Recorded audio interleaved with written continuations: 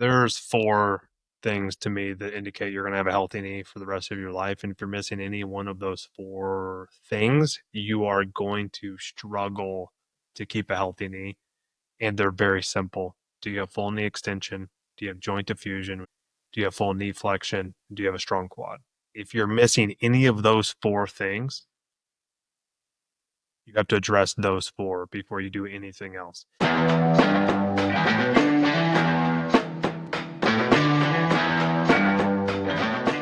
Welcome back to another episode of Past Your Prime, the podcast for active adults balancing training, rehab, family, and real life. I am Alex Kiker at Spiker Kiker on Instagram, volleyball junkie, father of two, and one of your two co-hosts.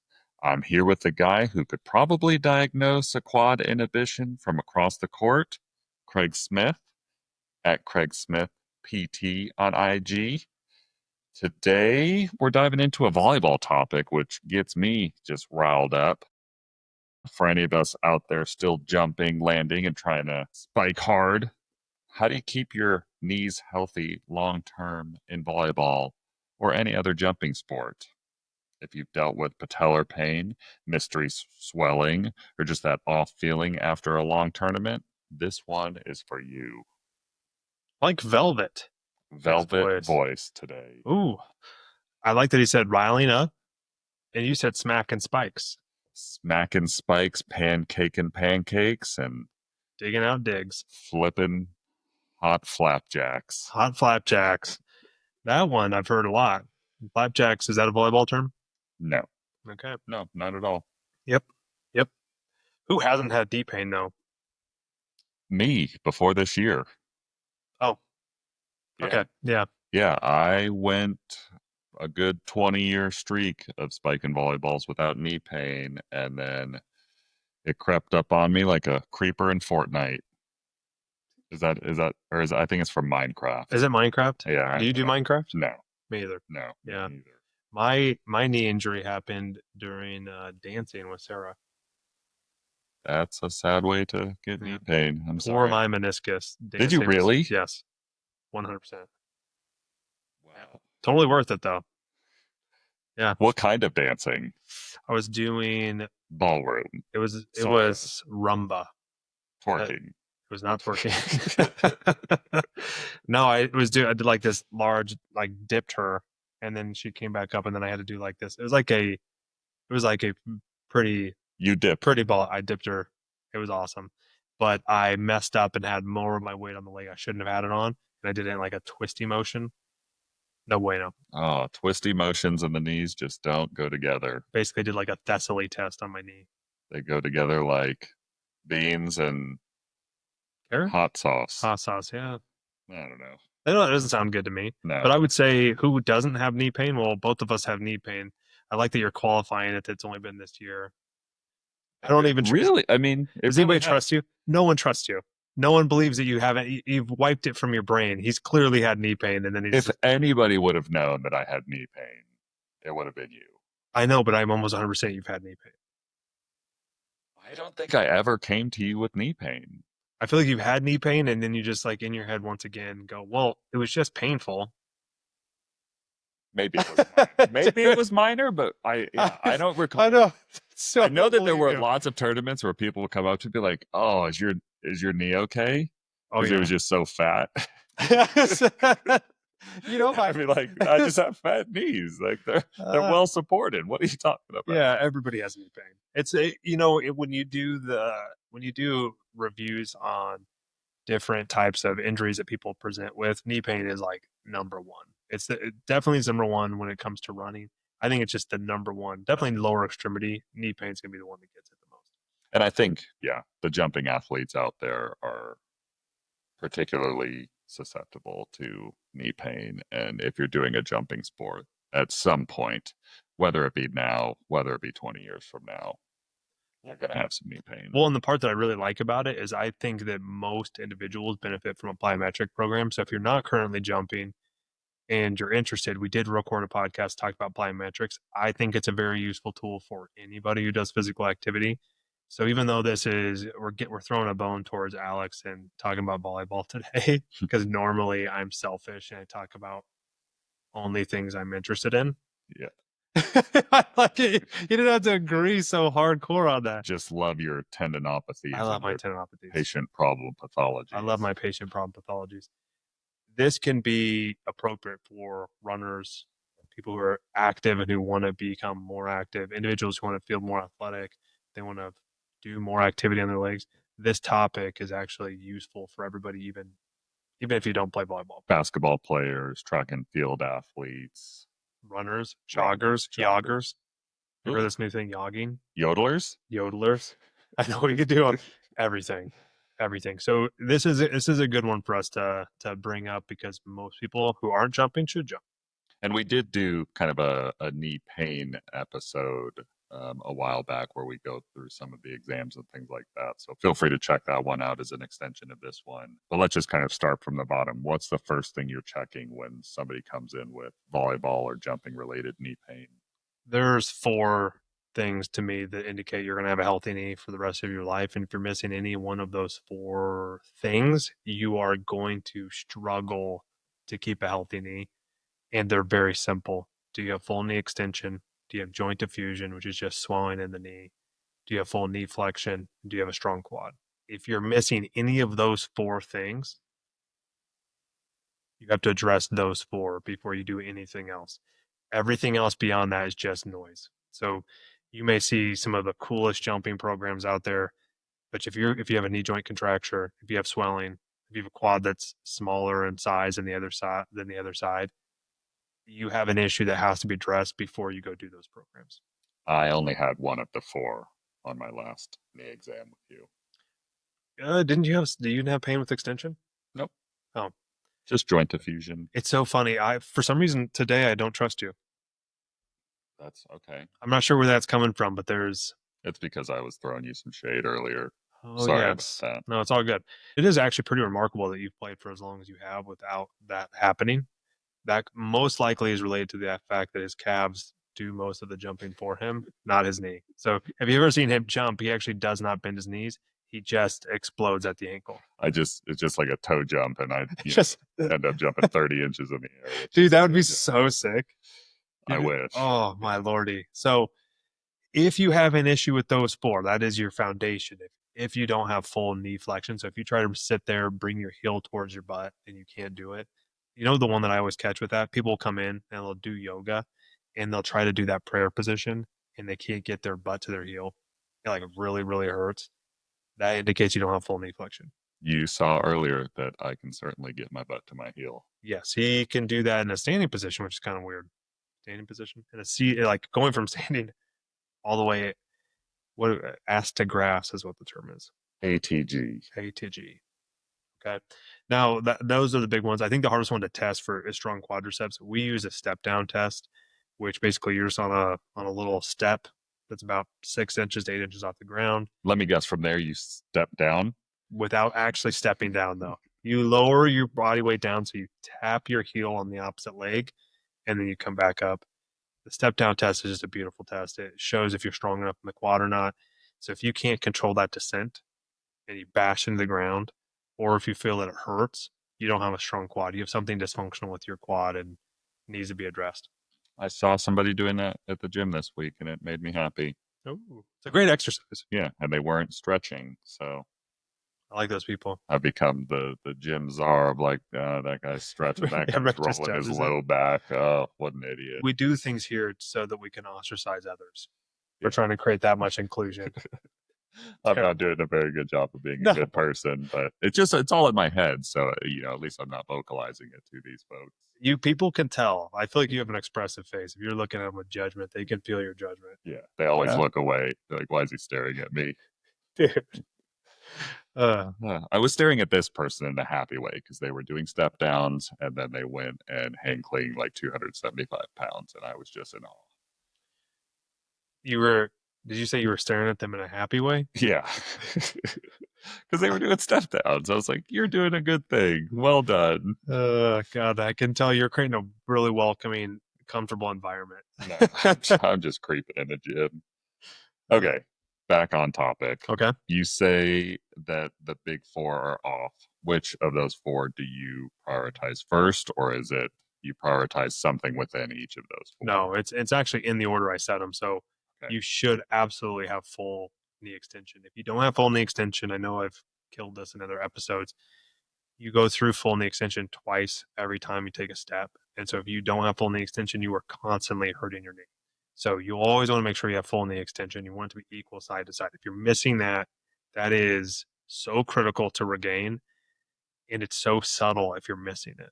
Extension is king. That is your mantra. Extension is king. If you get full knee extension, your knee is healthier. I have full knee extension. Boom. My knee is healthier. Number 2 is joint effusion. And what is joint effusion? It sounds like your joint is being glued together. No, it's not. So your knee joint has a capsule. So every joint that moves in your body has a capsule that surrounds it that keeps the fluid, your synovial fluid, inside the joint. And what can happen is too much fluid gets into the joint and not enough of it is going out. So you basically start to rapidly gather too much fluid inside the joint. And a small amount of extra fluid, first, it's not healthy for the joint. But number 2, it causes your quad to become inhibited, which once again we call arthrogenic inhibition. So it can turn the muscle off. You literally will exercise and you'll never be able to gain quad strength. Not only that, it takes whatever strength you do have and it makes it useless. For our audio only listeners, Craig made some very nice hand motions there. I did have good hand gestures. Visualize the capsule within your knee. Well done, Craig. I feel like Alex did not get enough sleep last night and he is spicy today towards me for some reason. Spicy. That's a good adjective to use there. You have to really manage the swelling. You want to make sure that as soon as you have swelling, you have to constantly be thinking of refiring your quad. The next one to me is knee flexion, but you can make an argument for quad strength. So I don't care about those two. But if you nail the joint extension, make sure your swelling is managed. The next two is get full knee flexion and then get really strong quads. The knee flexion one can be very hard if you have an arthritic knee. And so in that situation, I would absolutely follow up with somebody if you're noticing that you're missing quite a bit of knee flexion, because that can be a tricky thing to manage. The process of getting all your knee flexion back, and I'm not talking about a quad stretch. I'm talking about just bringing your heel to your butt. It's not about stretching your quad muscle. It's about your joint being able to flex far enough. If you don't have that, that's one that you might want to use a professional to help get it back, because the act of getting it back can sometimes be provocative to the joint. Don't want to provoke your joints. Nope. It's unnecessary. Yeah, we want them to be happy. Yeah. You talked a little bit about quad inhibition. Can you first define that and then talk about how to test for it? Yeah, inhibition, and we're going to move into like level 2 inhibition or just quad inhibition. I don't know. What's the difference? So quad inhibition, the way that we're talking about it, arthrogenic inhibition, we're really being specific. This is level 1. This is the foundation. So quad inhibition is going to be happening most often because you have swelling inside the joint that shuts your quad down. And so what it'll feel like is all of a sudden your knee feels stiff, or it'll feel like, have you ever had where it feels like you're trying to go into a squat, but like one side feels like you can't descend as easily? I've got that currently. Yeah, that can be an issue with the eccentric loading. So it almost makes your muscle stupider. It's kind of how I think of it. The eccentric load is very difficult for your nervous system to produce. And just remember, eccentric load, all that means is that when you're applying force to the muscle, it's also lengthening at the same time. It's just difficult for your body to do. And it gets harder. So it almost feels like it's hard to do the descent. Making your muscles stupider. Such an academic you I know. are. I'm trying to be. I've gotten a lot of feedback that the words I use are sometimes confusing. So there we go. All right. No stupid muscles here unless you've got joint effusion. So if you notice that, and specifically in your quad, that's foundational. We often hear people just hyper focusing on their butt muscle. I'm not saying that part's not important, but if your quad is not functional, that is the most important thing to manage. Okay. By far, it's the best force absorber in your whole lower extremity. And you had mentioned that there's levels to this. Yep. I think you just talked about level 1. What is level 2? Level 2 is any other inhibition that happened in the lower extremity. Inhibitions can happen from a variety of factors. It can be from your back shutting off your glutes. It can be from an ankle sprain shutting off your glutes or your calf. There's just so many different ways that you can have where the muscle gets shut down. That's not shutting down because it's tired. It's shutting down because you're triggering this reflex that basically keeps the muscle from firing or becoming dysfunctional. And I think inhibitions are one of the biggest issues that people have to deal with that they don't realize are happening. Yeah, I think I've had to deal with all of the different inhibitions in my lower extremities, from hamstrings, glutes, calves. I mean, they're all in that chain that we've talked about previously, and I just suck at managing them. Yeah, I mean, the most common one's quad shut off. Yep. Uh, Which I don't like. I have the effusion, but it did seem like I wasn't having too much inhibition in my quad with my knee specifically. You didn't seem to be. So, say if that was happening after every time you played, it almost gathers steam in some ways. It's like you almost train yourself to not fire it as well. And then, to be honest, people who are more active, they build compensations around it. So then they start doing things that avoid it. So, the most common one with walking is you're supposed to in loading response. So your heel hits the ground first, that's initial contact. And then when your foot goes flat, that's loading response. The people will keep their knee fully extended. When what should happen is a knee bends and loads the quad. You won't notice that you do that. So there's like compensations that really are subtle. But when I see someone who does that just naturally, I know that they long term have probably had quad inhibition or have pretty massive quad atrophy because that's the only reason you do it. I've been using the medial patellar glide taping method still as a slight compensation. I don't know if I need it or not, but it's like It's it not hurting still anything. had a little dull roar in my right knee that I'm just trying to keep to a whisper. Things can always come out when we start Dull talking about roar. things. Interesting. Once again, do you think in his history that he would have reported a dull roar in his knee if he said he didn't have knee pain before? I'm not sure. I'll leave Probably. that to everybody else to Yeah. decide. I don't know. Glute inhibition is the next one. I actually would say the majority of people who think they have glute weakness, it's just silly. I have people who come in who will think that they have weak glutes. They test off the charts when I do the test on them, and they've been doing all of these exercises for their glute. And when I test it, sometimes it'll test very weak, especially if it's become inhibited, and they'll be super depressed. And that's not the mechanism. I That's got a weak body. I know. They're like, I've been doing all these exercises. Well, the timing matters, but you have to also address what is actually inhibiting the muscle. So bun busters are not going to solve your problems here. Not always, no. So when I squeeze really tight Oh and my then god, let loose, that's not helping. the let loose made it sound super weird. That's So, what I was going for. good lord. But yeah. So for your butt, the big thing is know what causes it to shut down. So back is the most obvious one. Your low back. There's actually a term we call gluteal amnesia. Your back can literally make the muscle just stop working as well, and you just want to know that it's happening. So if you're somebody who's been doing a lot of glute exercises, but if they do the test, you test weak, you're probably dealing with inhibition, not strength. And the easiest way to tell is if you do an activation routine, it tests strong, and then you do an activity, but it tests weak, and it tests weaker than the other side. Did you say glute amnesia? Is Gluteal your amnesia. butt confused? No, you forget. Oh, Confusion is not amnesia. Amnesia is like you forget it. yeah. Yeah. All right. just helping you dumb down your fancy terms here. You're so ridiculous. Okay. The easiest thing you test those key signs would be basically you can't do activity normally. I actually like squat. So if you squat down and all of a sudden it feels like really hard, that's one of the easiest ones. Like you want to do activations until a body weight squat feels really comfortable. Wall sits are a nice one. Calf raises would be a great one for calf. Single leg bridges, like a modified single leg glute bridge is really nice. Bridges are good because you can catch if you have dysfunction like hamstring cramping would also indicate that you probably have a dysfunction in your glute. The step down test that we talked about first is my favorite one for a quad. I was doing wall sits with a band around my knee isometrically, and I really like those. Those seem to help quite a bit with some of my knee pain. Which is great. So that's him already addressing it. If he noticed a side to side difference, which did you notice a side to side difference? I don't think so. If he noticed one, that would indicate you might have a little bit of an inhibition developing.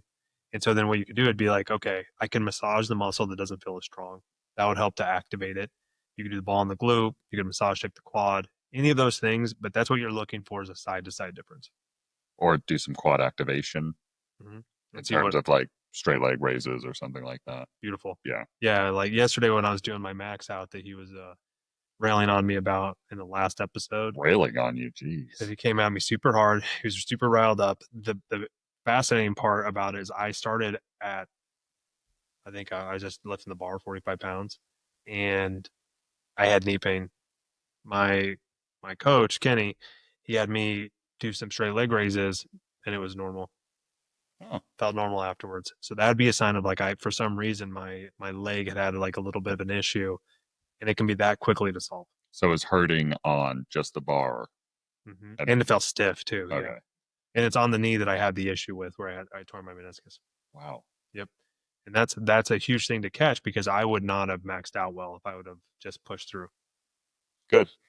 Did you want to talk about clearing the inhibition? Big thing is you won't be able to get stronger if you're constantly having to deal with inhibition. So it's you want to know which ones you're prone towards. Like for example, I know that my right quad is prone to inhibition.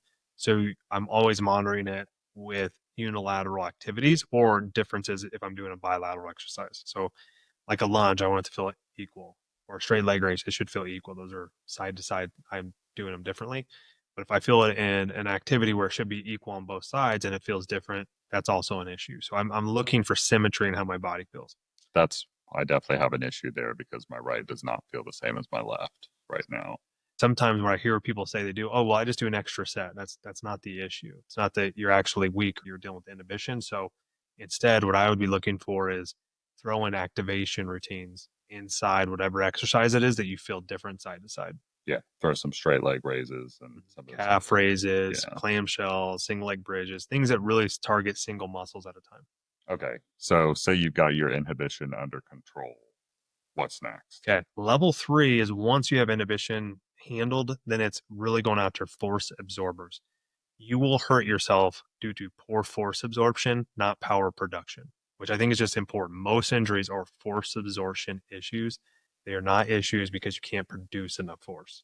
Volleyball is extremely high impact sport. I mean, you are jumping. I don't even know how many times. I wish I had some way to track how many times I would jump in 2 hours of playing volleyball, but it's got to be probably in the hundreds, I would assume. I know that some colleges will track this, but you're absorbing force in every single one of those jumps. Every time you're blocking, hitting, diving for a ball, there's so much force absorption that goes into this. And it sounds like there's a lot of muscles involved in your force Yep. absorption capacity. A lot. So you have your glute max, your glute medius, your quads, pretibials, calves, and your foot. We talked about your foot core before, but all of those are going to absorb force every time. And your body is fascinating. Once again, if something's not feeling right, it just avoids it. We really want to train the heck out of those force absorbers. You want all of them to be very strong. You don't want to dominate with any single one of them. And so that's where your weight training, Mhm. your athletic training all comes in, is to help build these up. And you can use some of your plyometrics. You can use, just standard lifting. All of those things kind of tie into building up your force absorption. Yeah, and I think this level I'm really specifically talking about strength training. The next level, when we talk about patterning, I really like to think of the plyometrics and like think of the short stress shortening cycle. Also, getting up to the level of tendon load that you want to be hitting because that's where you need to be a little bit higher in your force production. But in this one, I'm really thinking strength, strength, strength, strength. If you haven't done so yet, subscribe to the podcast. We love creating this content, and the more subscribers we have, the more time we can spend on podcasting for Past Your Prime with you guys. Moving on, how do you actually check for bad movement patterns in landing or jumping? I think that's the level 4 that you just mentioned. Level 4 is patterning. There's some really basic ones. The ones that I look for are like just right off the bat, knee valgus, right? So if I see somebody's knees hit or start to dive in when they land, they're not absorbing their force well. And you called those a clapper. If they hit and they make noise like a clap, it's a clapper. You don't want to be a clapper. Have you ever seen a clapper? Oh, yeah. Yeah. It's wild. Like when you catch somebody who does that, that is not healthy for the knee. And so it's a combination of internal rotation with flexion at the hip and then your knees also flexing, but they basically everything collapses together and your feet pronate in. So you basically have the whole lower extremity is just not able to handle the forces being generated. And oftentimes you go, okay, I got to get the glute medius more active. Well, it's not just the glute medius, like the whole system has been hammered and not absorbing the force well. And that range of motion that you're going into is another way for your body to absorb force. I think when I first started training with you, you were training some basketball players at the same time. And there was one of them that I remember was a clapper. And that was one of the first times I saw you put a mini band around somebody's knees while squatting to help them force the knees out during the whole motion. Because if not, like the knees were almost touching Yep. during squatting patterning.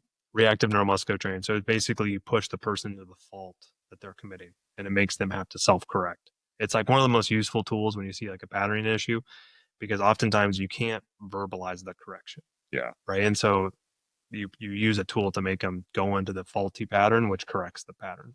And that was the same reason I was using the band around my knees while using the wall sits, because I don't have the valgus problem, but it was helping to strengthen the muscles around the knee so that the force absorption was better. Yeah. And the counterintuitive part on that is the progression is to take away the helper, the thing that's causing the fault.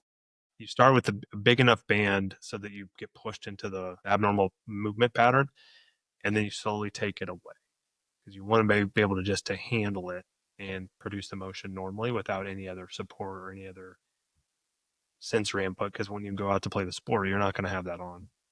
Yeah, it'd be very difficult to spike a volleyball with a black band around your knees. Yeah, no hitting spikes like that. No spiking the volleyball that way. Not even going to happen. The other one is being too stiff or over bracing. Those are individuals who don't do really good eccentric loading. And so what that looks like is they land and it just like they're immediately land. So it's loud. They hit it really hard and you don't see them really descend at all. They land stiff. I struggle with that a little bit, mostly when doing my plyometric exercises. So you're not talking about a knee brace here. You're talking about like actually your landing patterning or something to that effect. It's just too stiff. Yeah. So what it looks like is when they land, there's no descent once they land. And I'm not saying that has to be exaggerated because going too far is also an issue, which means you can't absorb the force and then go right back up very well. But if you land super, super stiff, you're not using the eccentric action of your muscle to absorb force. You're basically passing it through your joints and other passive structures. Yeah, sometimes I'm so focused on jumping high, like when I'm doing my tire jumps, that I forget to land softly. Yes, That's it's a good thing to practice. what we're talking about there is a soft landing. Soft landing. You know, we did research once using the tuck jump assessment, which had like a whole bunch of different things that you could look at, and one of them was noise. And we had messed around with how loud somebody would land and how much force they generated. And noise is a really useful tool. So if you really are somebody who hears like a ton of noise when you land, you're not absorbing force at all. I need to be more mindful of that because I can do it. I just don't think to do it. And then I land like a stiff pencil. If you ever think you're a stiff pencil, that's also an issue. You know, well, you do jump like a pencil though. Trying to get better.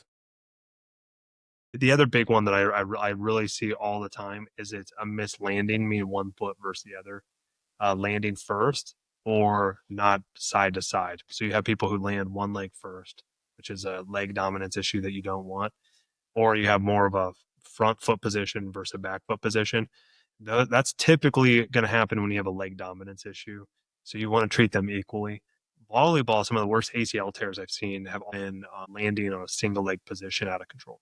Pretty sure that's how my wife did it. Super common, but you have to practice not doing that. And it often gets missed once you're in the moment. Because once you're playing, you're going to play. So when you're practicing, you want to practice perfect because it's going to have a bigger impact on how you play. And just remember, the most serious injuries are going to happen during competitive play. So if you're training bad and you're training poorly, but it doesn't hurt you, you're just increasing the risk once you go on the court. Well, and it's always your setter's fault. Because if your setter gives you a bad set and it's too far outside, then you have to land sideways. That's how you're going to blow your ACL out. Okay, so setters are the other variable you have to control.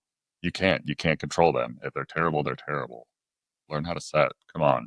Okay, so setters are the cause of a lot of issues. I did not know that. Great job, setters. I hope you guys can take that as positive criticism to get better. Thank you. Thank you for Thank you, helping me setters. call them out. All right, we're level 5. What about level 5?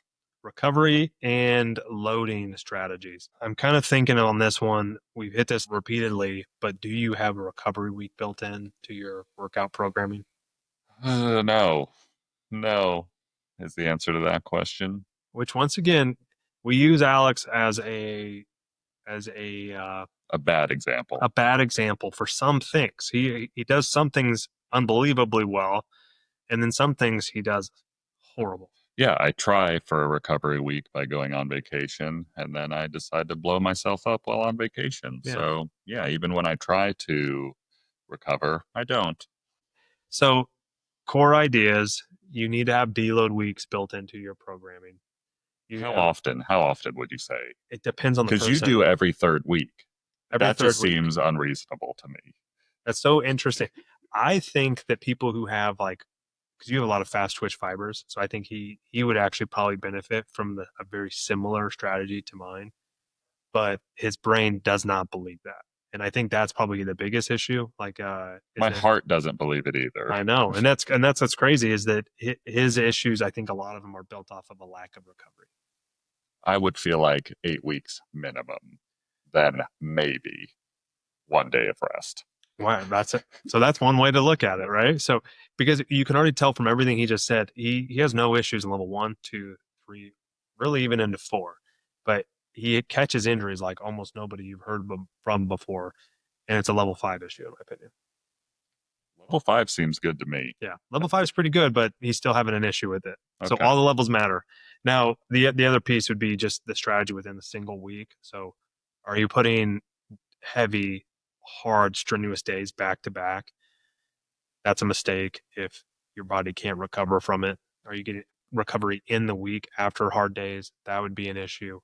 And then what are you doing after you actually do an activity? Do you have a good recovery strategy in the moment? That's one area where I do think I've improved quite a bit. So I've been more strategic in terms of I try to play volleyball twice a week right now, usually on Tuesdays and then usually on Saturdays. And so I've kind of taken this like volleyball -1 strategy and volleyball +1 strategy. So I try to do my volleyball -1. So the day before I play, I try to do an upper body workout. Usually my upper body workouts don't put me in a place to where I have any issue jumping or playing volleyball.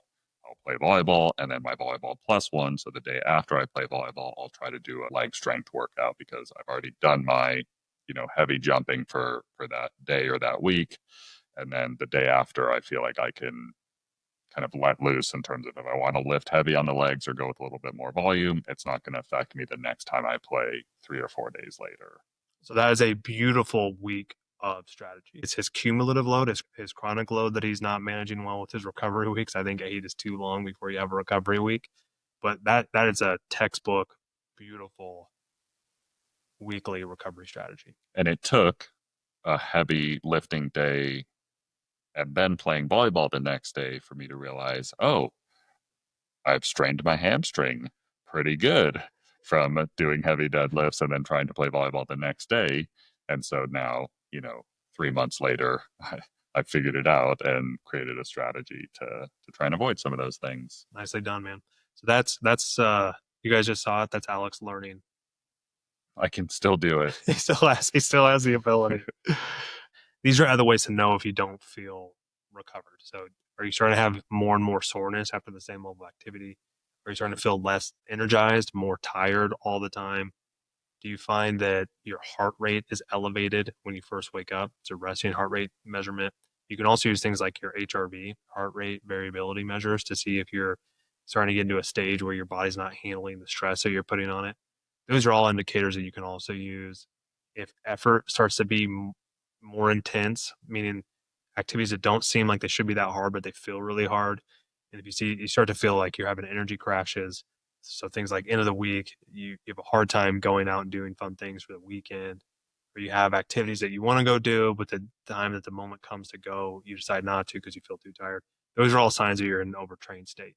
I love that. We didn't talk about this before, but I track all of those things: my resting heart rate, my heart rate variability, my sleep. I track everything through my watch. So it's interesting that those came up. Those are good ones to look at recovery, but then I also match those to what you're feeling physically. So you can look at those and just see, well, my level's this. Like my HRV shows this, then I know that I'm typically going to feel more tired all the time. And those are ways that you can actually use some of these wearable technologies and make them more specific to you versus using the cutoffs that are typically given by other people that may not actually work for you. And then like sleep, hydration, nutrition, they all matter kind of as long as these other things are taken care of. Well, they matter, but they matter for everything. Like if Yeah. you're not getting good sleep and you're not eating well, you could be a level 5. That's just a bad decision not to take care of your body. I'm assuming these levels with the understanding that you're taking care of your body otherwise. And if you're not sleeping, then you get a little bit spicy, as Craig says. I feel like he's been spicy today. What would you say is the biggest trap my spikers out there play into when trying to fix their knees? Well, I think the biggest one is that they use way too much Bengay to mask symptoms would be the number one thing that I've seen with my interactions with volleyball players. I prefer Tiger Balm, Ah, it's but Tiger Balm. I can't believe I messed that up. yeah, I do not use Bengay. He doesn't use But I Bengay. have not been using Tiger Balm. I don't know exactly why, because I have a fresh tub of it just waiting. That's awesome. Yeah. Well, I think the other one is masking symptoms. So stretching, taking like Advil or ibuprofen or something like that to make them feel better in the moment, but actually they're just masking a more fundamental issue. So if your quads feel super tight, it's like, well, why are they feeling really, really tight? So And, I shouldn't take ibuprofen every time I play volleyball. oh my God, no. You should not be taking medication to do the activity. My kind of rule of thumb is if the activity is a trigger, you don't want to mask a triggering activity because that's how you really make yourself worse. It's okay to use it afterwards, but even there, you still want to have better mastery than that. So long term wise, I would say it's a mistake. Okay, that's something to correct in the future. Yeah. So that's the number one is, are you masking actual symptoms that you have? And number two, do you know what level you're currently at? No and no. Okay. So that, Yes and no. well, so yeah, so you're definitely masking symptoms. Well, I stopped using Tiger Balm, but I didn't know ibuprofen was bad too. Dude, oh my God. Not only that, he's also using a compensation with tape, which once again, he's using that as a load manager. If you guys remember our 5 ways to look at artificial stabilization, we want to get that to more towards training aid versus that he needs it to make his knee feel better. I also wear a knee brace, but that's partially for the padding, but also it gives me that feeling that my knee won't explode at any I knew given it. moment. I was waiting for the explosion to be released. Now, the other big one that I see, especially people who've had experience with physical therapy, is that they hyper focus on activation and never get to progression. So if you're doing a whole bunch of activation exercises, that's great to manage inhibitions. But when I talk about building strength, physical therapy exercises like clamshells and bridges will never get you to the strength that you want to be at. You've got to be doing big lifts with progressive overload. Squats, lunges, Yep. walking lunges, Bulgarian split squats. All of them. Yeah. And it's, remember, when we're talking about building you up, if it hurts you, that's a mistake. Like if your tissue capacity can't handle it, okay, then you do it based off of what your tissue can handle and have a good response to. But eventually, you want to continue to progressively overload it because that's where you get safety and force absorption. If you're not strong enough, you can't absorb force, right? And I often will see people try to do sport specific exercises way too soon when they're not strong enough for it, or they have these other big holes. And so I want you to get stronger. And I also want you to understand activation is not progression. Activation is great for inhibition. It's not great for getting you stronger and stronger. Yeah. I have to try and balance those out with also trying to balance load management, which I just don't put that on the scale.